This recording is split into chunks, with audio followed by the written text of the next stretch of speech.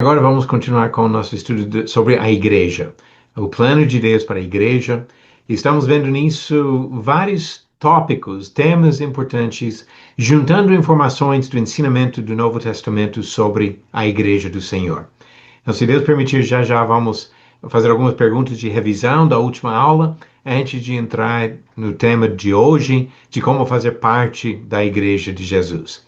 Antes de entrar no tema de hoje, eu quero fazer as perguntas de revisão baseadas no estudo da semana passada sobre as descrições bíblicas da igreja.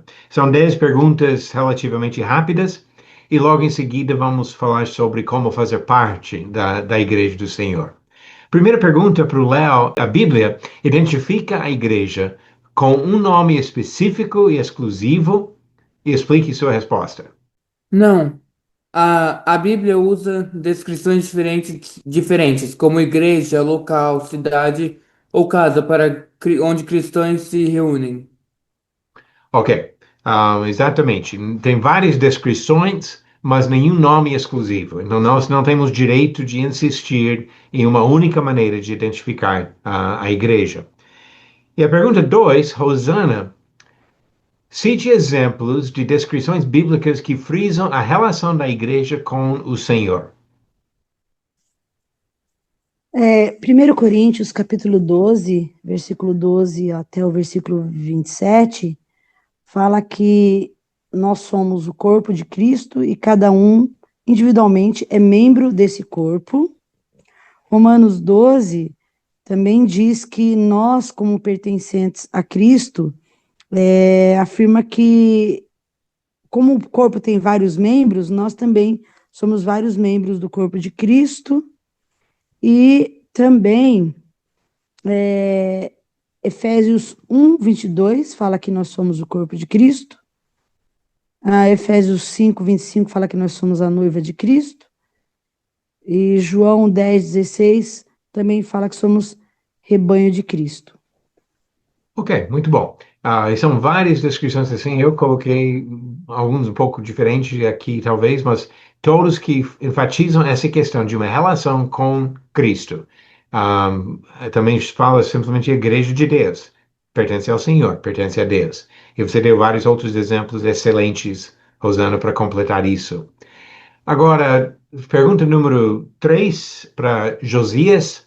Um membro do corpo pode viver sem a cabeça?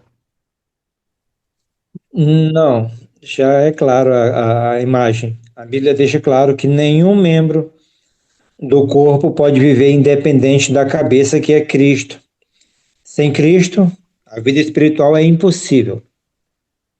Exatamente. Nós precisamos dele. Ele não precisa de nós, mas nós precisamos dele. Não temos como viver sem Jesus como cabeça. E pergunta número 4, José Pedro. Todos os membros são iguais? E explique. Não. Por exemplo, o olho tem a função de enxergar, as mãos de pegar, tatear e etc. Na igreja funciona semelhantemente. Todo membro tem sua função, uns mais, outros menos, mas todos dependentes de Cristo. Ok, muito bom. Eu não fiz só não fiz a citação. Eu estou Não, vendo aí uma tudo citação bem. de Romanos. Tudo bem, entendeu o ponto, que é o que importa aqui, que temos funções diferentes, somos diferentes, e não devemos achar isso ruim, ou achar que todos têm que fazer a mesma coisa, ou ser iguais em todos os sentidos. A realidade é outra, e Deus reconhece isso. E pergunta número 5, Benita, quem exerce autoridade absoluta no reino do Senhor? Deus. Ok. O rei do reino, que é o próprio Deus, tem essa autoridade. Jesus disse em Mateus 28, versículo 18, que toda a autoridade foi dada a ele. Colossenses 3, 17 diz que qualquer coisa devemos fazer tudo em nome do Senhor, porque é ele que exerce essa autoridade. E a pergunta número 6 para o Léo, quem manda na casa de Deus? Deus. Ok? Novamente, pergunta óbvia, mas é importante. Lembrar que nós não temos o direito de decidir algo quando Deus tem falado. de contrariar o que Deus tem dito. Número 7, Rosana, quem é o supremo pastor do rebanho de Deus? Jesus Cristo, a gente vê ele chamado de Supremo Pastor em 1 Pedro, capítulo 5, versículo 4, e também ele é chamado de Bom Pastor, em João 10, 11. Ok, muito bom. E o ponto lá em 1 Pedro capítulo 5 é que os pastores, presbíteros, bispos têm sua função, mas eles não têm o direito de imaginar que o reino seja deles, ou o rebanho seja deles. O rebanho pertence a Cristo, e assim deve ser respeitado sempre, nesse sentido de pertencer a Ele. Não é algo que pertence aos seres humanos aqui, às pessoas aqui na Terra. Ok, e a pergunta número 8 ficou para Josias. Josias, conforme João 10, 27 e 28, o que as ovelhas de Jesus fazem? As ovelhas de Jesus, elas ouvem a sua voz, reconhecem e seguem a orientação do pastor. Elas seguem demonstrando obediência e confiança. Elas recebem vida eterna. Ele garante proteção e segurança espiritual, nesse caso. Ok, e o ponto é justamente isso que eu queria focar, o fato que eles têm uma responsabilidade no reino, que eles não podem simplesmente imaginar que participa do rebanho, faz parte do rebanho e é uma coisa passiva. Ele usa a linguagem naquele texto dizendo que eles ouvem e seguem. E são coisas que continuam acontecendo. Nós não podemos deixar de ouvir ou deixar de seguir e ainda fazer parte do reino do Senhor, do rebanho do Senhor. E a pergunta número 9, cite um exemplo de uma igreja que tem o nome de um homem. Pode ser mais de um, se quiser. Eu citei duas que no estudo que o irmão passou, até você falou muito dela, né? Que é a Wesleyana, baseada na igreja dos irmãos Wesley, e a Luterana, que é baseada em Lutero. Ok? E eu citei novamente os mesmos dois exemplos. Com certeza tem outros, mas serve para ilustrar o ponto. E pergunta 10, Benita, cite dois exemplos de igrejas que têm nomes que enfatizam pontos específicos de doutrina. A Igreja Batista e a Igreja Pentecostal. Ok? E eu vou acrescentar aqui a Igreja Presbiteriana também, e Adventista do Sétimo Dia. Eu pedi dois, eu só coloquei mais aqui para ter mais opções. Mas em todos os casos aqui, esses nomes enfatizam alguma questão doutrinária. A Igreja Presbiteriana é o estilo de governo da Igreja. Batista é o estilo do modo de batismo. Adventista, a volta de Cristo. Sétimo dia, que eles guardam o sábado. Pentecostal, voltando para o dia de Pentecostes e procurando os dons espirituais que foram dados aos apóstolos. Mas em todos os casos, a ênfase está numa questão de doutrina. E, novamente, nós não encontramos nada disso na Bíblia. Não encontramos esses nomes de denominações como nós temos tanto hoje em dia, no mundo em que nós vivemos. Ok, muito obrigado para quem respondeu as perguntas. Agora vamos para conteúdo um pouco novo hoje, falando sobre como fazer parte da Igreja de Jesus. Então, agora estamos tratando disso no sentido individual. Até as palavras usadas nas Escrituras para identificar quem faz parte da igreja revelam as características dessas pessoas. Quando ele fala de discípulos, fala de alguém que segue e aprende com seu mestre. Quando fala de irmãos, que é uma palavra frequente para falar sobre cristãos, a ideia de fazer parte de uma família, uma relação entre irmãos na família, mas também nisso reconhecendo que nós todos temos o mesmo Pai. Santos enfatiza realmente a necessidade de ficar separado do pecado, santificados na vida. Cristãos, nós pertencemos a Cristo. E assim, Atos 11, versículo 26, que diz que os discípulos foram chamados cristãos pela primeira vez em Antioquia, a palavra chamado em outros textos na Bíblia quase sempre significa chamado por Deus. E assim que foi chamado pelo Senhor por esse nome. Fiéis. Devemos ser fiéis ao Senhor. Pedros que vivem, que falamos sobre isso semana passada. Concidadãos dos santos, que realmente fazemos parte desse reino de Cristo. Membros do corpo de Cristo, membros da família de Deus. Então, todos esses termos identificam características. Mas agora eu quero falar especificamente sobre condições necessárias para entrar em comunhão com Cristo. Como é que nós entramos em Cristo? Porque se a igreja é o corpo de Cristo, para fazer parte da igreja do Senhor, eu estou falando no sentido geral, universal, completo, nós temos que estar em comunhão com Cristo, temos que entrar nessa relação com Cristo. Então, quais são algumas condições que podemos observar, resumidamente, no ensinamento do Novo Testamento sobre como entrar nessa relação de comunhão? João capítulo 14, no versículo 23, Jesus falando sobre um princípio básico, uma palavra que descreve em termos gerais o que é necessário, ele fala da necessidade de amar, e amar a Cristo significa obedecer a palavra dele.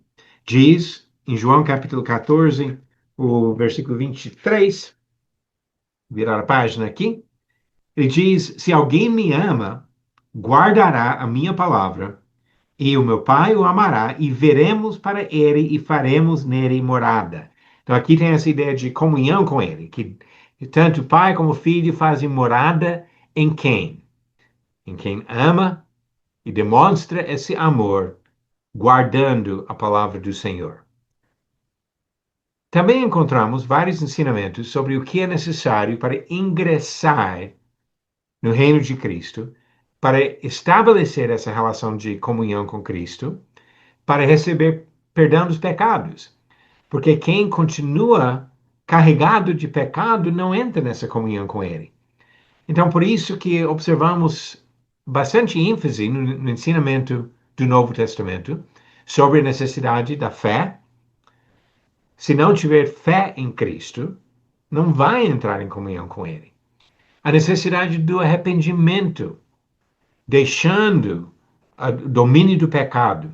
Não é que nunca mais vamos tropeçar, mas que deixamos de nos entregar de propósito à vida do pecado, de fazer nossa vontade, para agora fazer de fato a vontade do Senhor. E o batismo, para receber perdão dos pecados. Vamos ver esses trechos citados aqui, rapidinho, só para ver alguns exemplos. Tem outros textos que tratam de todos esses pontos também. Mas observando o que ele diz, Jesus diz, em Marcos 16, versículo 16, quem crer e for batizado será salvo. Quem, porém, não crer será condenado. Então, Jesus claramente colocou a fé e o batismo como condições para receber a salvação. Isso combina com o ensinamento de Pedro, sendo obediente a Jesus, que disse em Atos 2, versículo 38, arrependam-se e cada um de vocês seja batizado em nome de Jesus Cristo para a remissão dos seus pecados, e vocês receberão o dom do Espírito Santo. Se vamos receber o dom do Espírito Santo, existe polêmica sobre o sentido específico disso, mas pelo menos acredito que podemos ver a ideia de comunhão com o Espírito Santo, que nós entramos nessa relação especial com Ele. E já vamos ver mais sobre isso no próximo ponto. Gálatas capítulo 3. É outro texto que ajuda aqui para compreender o que Deus exige para ingressar nessa relação com o Senhor. Gálatas capítulo 3, começando no versículo 26, ele diz: pois todos vocês são filhos de Deus mediante a fé em Cristo Jesus. Então, como Jesus falou, quem crer, mas ele continua. Porque todos vocês que foram batizados em Cristo, de Cristo se revestiram. Jesus falou: quem crer e for batizado será salvo. Aqui é pela fé e o batismo que entramos em Cristo. Ele continua assim, sendo: não pode haver judeu nem grego, nem escravo nem liberto, nem homem nem mulher, porque todos vocês são um em Cristo Jesus. E se vocês são de Cristo, são também descendentes de Abraão e herdeiros segundo a promessa. Então, como que alguém se torna parte de Cristo, entra em Cristo, ou entra em comunhão com Cristo? Pela fé e o batismo. É o que ele enfatiza novamente aqui. Podemos voltar agora para Mateus 28, o relato de Mateus, de algumas das últimas palavras de Jesus, onde Jesus começa no versículo 18, dizendo que ele tem toda a autoridade. E depois ele fala, versículo 19, portanto, ou seja, baseado na autoridade de Cristo, vão e façam discípulos de todas as nações, batizando-os em nome do Pai, e do Filho, e do Espírito Santo, ensinando-os a guardar todas as coisas que tenho ordenado a vocês. E eis que estou com vocês todos os dias, até o fim dos tempos.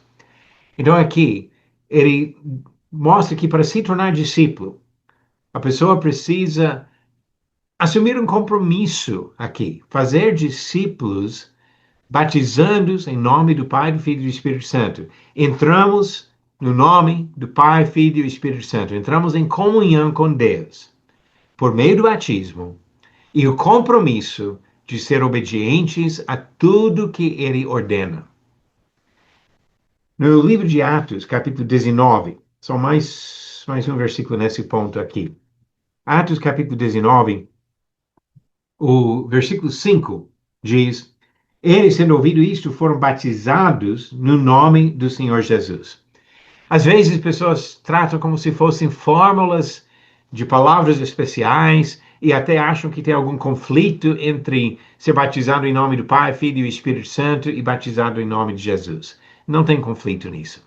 Foi Jesus que mandou o batismo para entrar em comunhão com Pai, Filho e Espírito Santo. Deus perfeitamente unido. E quando obedecemos isso, estamos batizando em nome de Jesus, pela autorização de Jesus. Não devemos procurar criar contradições na Bíblia. Pelo contrário, devemos ver como a mensagem pode ser conciliada. Que essa mensagem de Mateus 28 concorda com Atos 19, concorda com Atos 2. Não existe uma contradição nisso. Então, para entrar na igreja no sentido geral, no sentido universal, o corpo de Cristo, nós temos que entrar em comunhão com Cristo. Isso exige a fé, exige o arrependimento, exige o batismo para ter perdão dos nossos pecados e entrar em Cristo. Agora vamos ver uma segunda questão aqui. Como fazer parte de uma igreja local? Eu já ouvi pessoas falando que alguém é batizado na igreja local. Não. Nós somos batizados em Cristo. Entramos em comunhão com Cristo pelo batismo. Agora, a igreja local tem uma função importante. E normalmente, logo depois do batismo, a pessoa também vai passar a fazer parte de uma igreja local. Mas devemos entender um pouco de distinção aqui. Quando a pessoa entra em Cristo, agora assume a responsabilidade de agir conforme a vontade de Cristo.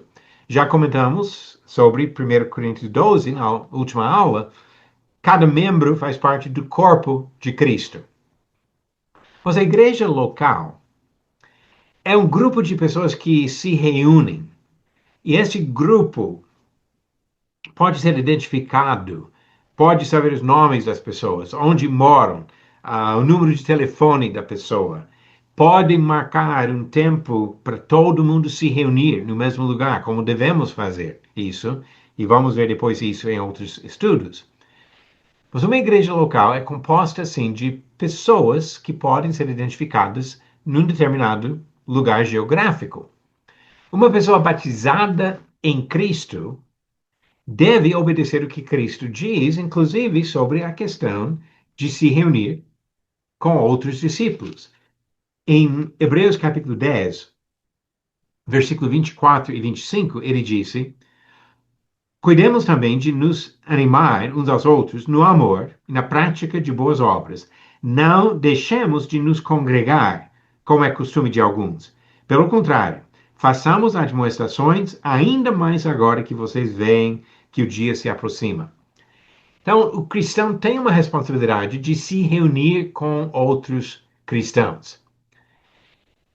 Nesse sentido, uma pessoa fiel ao Senhor pode ser recebido pelos irmãos de uma congregação. Romanos capítulo 16 tem um exemplo de uma mulher que mudou de um lugar para outro, e assim Paulo escreve para a igreja de Roma, dizendo para receber essa mulher, porque ela era fiel.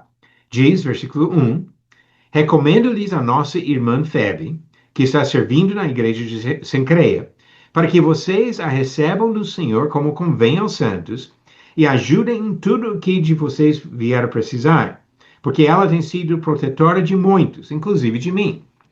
Então, é uma recomendação que ele dá. Às vezes, quando uma pessoa muda de um lugar para outro, talvez os presbíteros da igreja de onde está saindo mandam uma carta para outra igreja, dizendo, podem receber, como Paulo aqui indicou por uma carta. Hoje em dia temos facilidade de pegar o telefone e ligar e falar, olha, fulano mudou para sua cidade, dê as informações sobre onde vocês se reúnem, é uma pessoa que tem ajudado bastante aqui, é um irmão fiel, e assim pode verificar qualquer questão sobre a conversão da pessoa, sobre o histórico de serviço, e assim a igreja local recebe um irmão que vem, no caso, talvez de outro lugar. Outra possibilidade é que a pessoa acabou de se batizar. E assim vai ser recebido, vai ser acolhido pelos irmãos para servir e fazer parte de uma congregação local. Então, para uma pessoa fazer parte de uma igreja local, duas coisas acontecem. E aqui eu perdi parte do slide que eu tinha aqui. Mas as duas coisas que eu queria colocar aqui. Primeiro, a pessoa demonstra seu desejo de fazer parte. Como uma pessoa recém-convertida diz que eu quero congregar com vocês. Ou a pessoa que muda de outro lugar, eu quero participar com vocês. Segunda coisa é que a própria congregação aceita essa pessoa. Pode perguntar, pode questionar, pode verificar se a pessoa de fato se batizou da forma que a Bíblia fala, se a pessoa de fato se arrependeu, se a pessoa está vivendo realmente uma vida santificada. Pode perguntar e até pedir indicações de outras pessoas que conhecem o irmão. Então, a base da decisão da igreja de aceitar a pessoa ou não deve ser uma questão fundamental. Ela é serva fiel ao Senhor ou não, conforme o que nós podemos observar. Obviamente, nós temos limitações, não podemos saber o que está no coração da pessoa. Mas podemos observar frutos, o comportamento da pessoa, a palavra que fala, o ensinamento que traz, se realmente aceita a doutrina bíblica ou tem algumas distorções nas suas ideias. Então a igreja pode avaliar essas coisas e assim receber a pessoa que se mostra fiel nesse sentido. Uma vez que a pessoa entra em Cristo ou entra numa congregação local, como vai manter essa comunhão? O laço que existe entre o cristão e Cristo, como também o laço entre cristãos, se baseia na fidelidade de cada pessoa ao Senhor. Eu quero ler esse texto de 1 João, capítulo 1, porque ele mostra esses dois aspectos, a relação com Deus e a relação entre irmãos. Diz aqui, começando no versículo 5, 1 João, capítulo 1, a partir do versículo 5. A mensagem que dele ouvimos e que anunciamos a vocês é esta: Deus é luz, e não há nele treva nenhuma. Se dissermos que mantemos comunhão com ele e andarmos nas trevas, mentimos e não praticamos a verdade. Se andarmos na luz, como ele está na luz, mantemos comunhão uns com os outros, e o sangue de Jesus, seu Filho, nos purifica de todo pecado. Se dissermos que não temos pecado nenhum, a nós mesmos enganamos, e a verdade não está em nós. Se confessarmos os nossos pecados, Ele é fiel e justo para nos perdoar os pecados e nos purificar de toda injustiça. Se dissermos que não cometemos pecado, fazemos dele um mentiroso, e a sua palavra não está em nós. Então aqui ele mostra que essa caminhada com Deus é importante para manter a comunhão. Andamos na luz e não nas trevas. A direção da vida é na luz. Ele deixa bem claro, isso não significa que nunca pisamos erradamente para pisar nas trevas, mas voltamos para a luz. Pedimos perdão, confessamos os pecados e procuramos sempre manter essa comunhão com Deus. Mas quem tem a prática da vida, que vive se entregando ao pecado, não está andando na luz, está andando nas trevas. E assim não tem comunhão com Deus. E quando nós reconhecemos isso, não deve ter comunhão conosco também. Porque devemos incentivar e ajudar uns aos outros a caminhar na luz e nunca nas trevas. Pelo pecado, é possível um cristão cair e perder sua comunhão com Deus. Em Atos capítulo 8, tem o caso do recém-convertido mágico Simão, que caiu numa tentação. Ele viu a possibilidade de adquirir um poder de realizar milagres mesmo, não só enganar as pessoas, e ele queria comprar esse dom, esse poder, com dinheiro. Pedro repreendeu fortemente e disse para ele orar ao Senhor para não, ou para ser perdoado, porque ele estava longe do Senhor nesse pecado. Gálatas, capítulo 5, fala do problema de voltar para o sistema da lei do Antigo Testamento como um meio de justificação, e ele avisa em palavras bem claras aqui, Gálatas 5, versículo 4, vocês que procuram justificar-se pela lei estão separados de Cristo. Vocês caíram da graça de Deus. Então ele fala com cristãos, pessoas que estavam na graça de Deus, mas regressaram e caíram da graça de Deus. Segundo Pedro, capítulo 2, versículo 21 e 22, usa duas ilustrações de como seria esse afastamento do Senhor, de voltar ao pecado.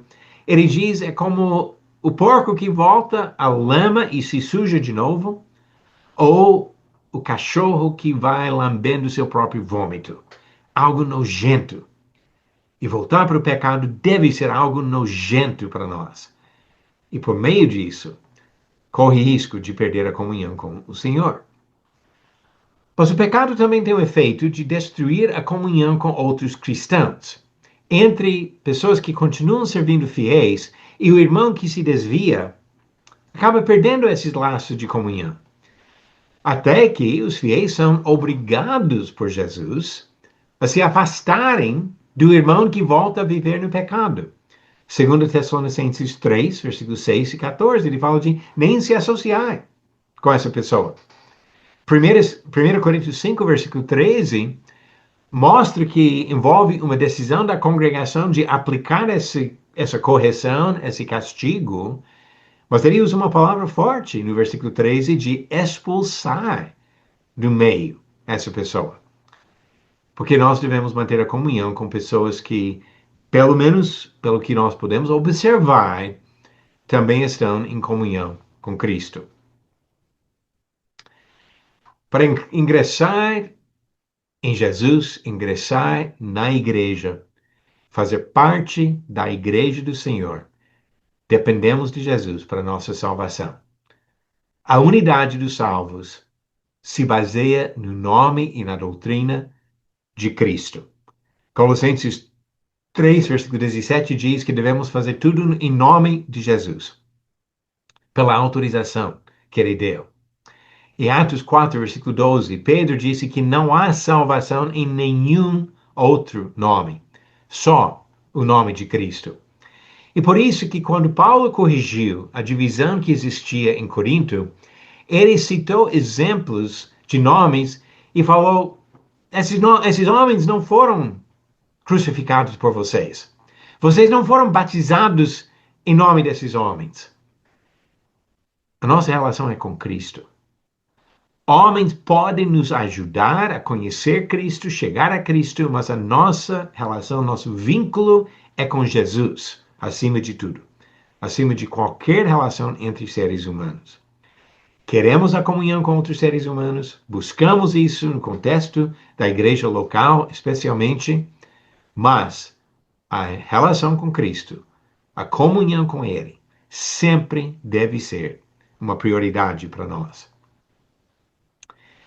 Isso apresenta para nós desafios práticos. Eu quero encerrar com esses desafios de manter a pureza da doutrina sobre a salvação, sobre a comunhão com Cristo.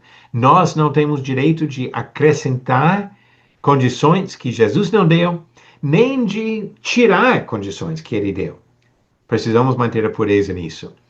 E cada um participando ativamente de uma igreja que realmente respeita o Senhor. Outras pessoas que estão em comunhão com Cristo e que estão servindo ao Senhor conforme a palavra e a vontade dEle. Desafios práticos para a nossa vida.